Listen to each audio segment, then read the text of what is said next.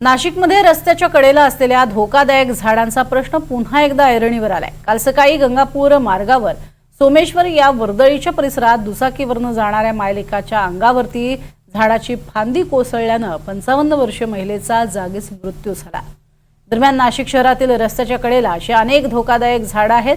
याबाबत प्रशासनाने तात्काळ निर्णय घ्यावा, नाहीतर शिवसेना रस्त्यावर उतरेल आणि तीव्र आंदोलन करेल असा इशारा ठाकरे गटाचे शहराध्यक्ष विलास शिंदे यांनी महापालिकेला दिलाय। नाशिकचा सोमेश्वर परिसर हा खरं तर वर्दळीचा असा परिसर आहे। इथे सोमेश्वर धबधबा मंदिर देखील आहे, त्यामुळे पर्यटक असतील, भाविक असतील, मोठ्या संख्येने इथे येत असतात। आणि याच परिसरामध्ये काल एक धक्कादायक घटना अशी समोर आलेली आहे। रस्त्याच्या कडेला असलेल्या झाडाची एक फांदी दुचाकीवरून जाणाऱ्या मायलेकाच्या अंगावरती कोसळली आणि या घटनेमध्ये 55 वर्षीय अलका सोनोने या महिलेचा मृत्यू हा झालेला आहे। या घटनेमुळे खरं तर हळहळ ही व्यक्त केली जाते। आपण जर बघितलं तर हेच ते झाड आहे ज्याची फांदी ही कोसळलेली होती। या परिसरामध्येच नाही तर शहरातच अनेक अशी धोकेदायक झाडे आहेत, त्यांचा प्रश्न हा पुन्हा एकदा ऐरणीवर आलेला आहे। माझ्यासोबत ठाकरे गटाचे शहराध्यक्ष आणि इथले माजी नगरसेवक आहेत विलास शिंदे, ज्यांनी याआधी या झाडांविरोधात अनेक वेळा आंदोलनं देखील केलेले होते। अण्णा, कसं बघता या घटनेकडे? खरं तर कालची जी काही घटना घडलेली ती अतिशय दुर्दैवी घटना आहे।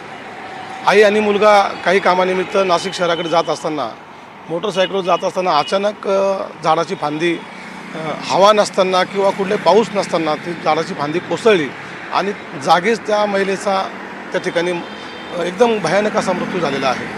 खरं सांगायचं झालं तर गंगापूर रस्ता हा अतिशय वर्दळीचा रोड आहे। नाशिक शहराला आणि आजूबाजूच्या 200 खेड्यांना जोडणारा प्रमुख रोड आहे।